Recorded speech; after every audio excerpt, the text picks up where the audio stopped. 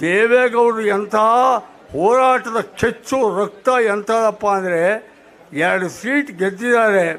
ಅವರು ನಮ್ಮಂಥ ಹುಡುಗರು ಕಟ್ಕೊಂಡು ನಡೆಯೋ ಹೋರಾಟಕ್ಕೆ ಹೋಗೋಣ, ನಮಗೊಂದು ಪ್ರತ್ಯೇಕ ರೈಲ್ವೆ ವಲಯ ಬೇಕು, ಕರ್ನಾಟಕಕ್ಕೆ ಒಂದು ಸಪರೇಟ್ ರೈಲ್ವೆ ಝೋನ್ ಬೇಕು, ನಡಿ ಬೆಂಗಳೂರು ರೈಲ್ವೆ ಸ್ಟೇಷನ್ ಮುಂದೆ ಹೋರಾಟ ಮಾಡೋಣ, ಹುಬ್ಬಳ್ಳಿ ರೈಲ್ವೆ ಸ್ಟೇಷನ್ ಮುಂದೆ ಹೋರಾಟ ಮಾಡೋಣ, ಬೆಳಗಾವಿ ರೈಲ್ವೆ ಸ್ಟೇಷನ್ ಮುಂದೆ ಹೋರಾಟ ಮಾಡೋಣ ಅಂಥೇಳಿ ಆ ವಯಸ್ಸಲ್ಲಿ ಯಾವುದೋ 2ನೇ ದರ್ಜೆ ಟ್ರೈನಲ್ಲಿ ಪ್ರಯಾಣ ಮಾಡಿಕೊಂಡು ನಮ್ಮಂಥ 100 ಯುವಕರನ್ನು ಕಟ್ಕೊಂಡು ಹೋರಾಟ ಮಾಡಿದರು.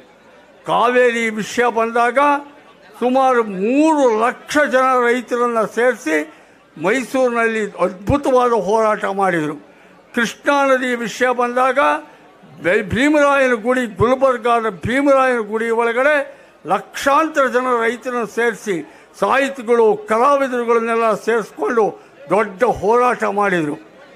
ಆವಾಗ ಜ್ಞಾಪಿಸೋಕ್ಕೆ ಇಷ್ಟಪಡ್ತೀನಿ, ಗೌಡರು ಬಹುಶಃ ಅದನ್ನು ಅನೇಕ ಬಾರಿ ಹೇಳಿದ್ದಾರೆ.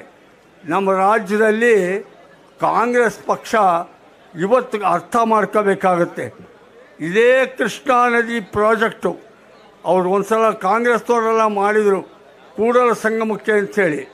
ಆದರೆ ಜ್ಞಾಪಿಸೋಕ್ಕೆ ಇಷ್ಟಪಡ್ತೀನಿ, ಕಾಂಗ್ರೆಸ್ ಮಿತ್ರರಿಗೂ ಕೂಡ ದೇವೇಗೌಡರಿಗೆ ಮುಂಚೆ, ದೇವೇಗೌಡರು ಪ್ರಧಾನಿಯಾಗುವುದಕ್ಕೆ ಮುಂಚೆ ದೇಶದ ಪ್ರಧಾನಿ ಇಂದಿರಾ ಗಾಂಧಿನ ಕಿತ್ತೂರು ಕರ್ನಾಟಕ, ಈಗ ಕಿತ್ತೂರು ಕರ್ನಾಟಕ ಅಂತ ಕರೆಯೋ ಮುಂಬೈ ಕರ್ನಾಟಕ, ಈಗ ಕಲ್ಯಾಣ ಕರ್ನಾಟಕ ಅಂತ ಕರೆಯೋ ಹೈದರಾಬಾದ್ ಕರ್ನಾಟಕದವರೆಲ್ಲ ಸೇರಿ ದೊಡ್ಡ ಸನ್ಮಾನ ಮಾಡಿದರು ಬಿಜಾಪುರದಲ್ಲಿ.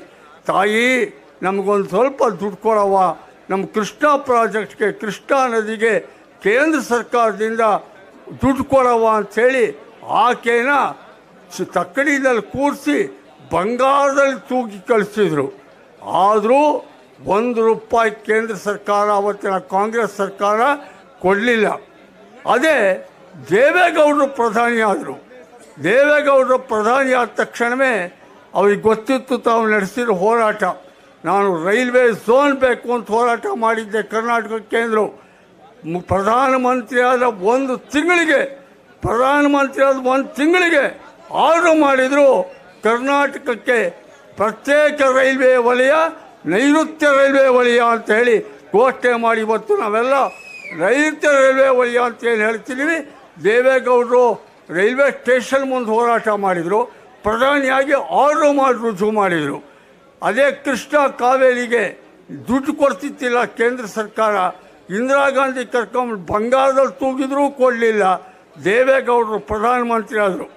ಎಂಥ ಬುದ್ಧಿವಂತರಪ್ಪ ದೇವೇಗೌಡರು ಅಂದರೆ, ನಾವು ಬರೀ ದೇಶದ ಪ್ರಧಾನಿ ಆದರೆ ಕರ್ನಾಟಕಕ್ಕೆ ದುಡ್ಡು ಕೊಟ್ಬಿಟ್ರೆ ಇವನು ಕರ್ನಾಟಕಕ್ಕೆ ಮಾತ್ರ ಮಾಡ್ಕೊಂಬಿಟ್ಟ ಅಂತಾರೆ ಅಂದ್ಬಿಟ್ಟು ಇಡೀ ರಾಷ್ಟ್ರಕ್ಕೆ ಅನ್ವಯಿಸುವ ಹಾಗೆ ಒಂದು ಸ್ಕೀಮ್ ತೊಗೊಂಬಂದರು. AIBP ಅಂತ ಒಂದು ಸ್ಕೀಮ್ ತಂದರು. ಅದರಲ್ಲಿ ಒಂದೊಂದು ಯಾವ್ಯಾವ ನೀರಾವರಿ ಯೋಜನೆಗಳು ನಿಂತಿದೆಯೋ ಅದೆಲ್ಲ ಪೂರ್ಣಗೊಳಿಸೋಕ್ಕೆ 1000 ಕೋಟಿ ಅಂತ ಕೊಟ್ಟರು. ಅದರ ಹಣೆ ಬರದಾವ ಬೇರೆ ರಾಜ್ಯಗಳದ್ದೇನೋ ಗೊತ್ತಿಲ್ಲ. ಕರ್ನಾಟಕದ ಛಾಯೆ ಎಷ್ಟು ಬದಲಾಯ್ತಪ್ಪ ಅಂದರೆ 1000 ಅಲ್ಲ, ಲಕ್ಷ ಕೋಟಿ ಗಟ್ಟಲೆ ಬಂದು ಇವತ್ತು ಅಪ್ಪರ್ ಕೃಷ್ಣ ಪ್ರಾಜೆಕ್ಟು ಇವತ್ತಿಗೆ ರಾಯಚೂರಲ್ಲಿ ಕರಿಯಮ್ಮ MLA ಆಗಿದ್ದಾರೆ ಅಂತ ಕಾಣ್ರೆ, ದೇವದುರ್ಗದ ಜನ ದೇವೇಗೌಡರ ಸ್ಟ್ಯಾಚ್ಯೂ ನಿರ್ಮಾಣ ಮಾಡ್ತಾರೆ ಅಂತಂದರೆ ಅಲ್ಲಿ ಕಾರಣ ದೇವೇಗೌಡರು ಕೊಟ್ಟ ಕೊಡುಗೆ.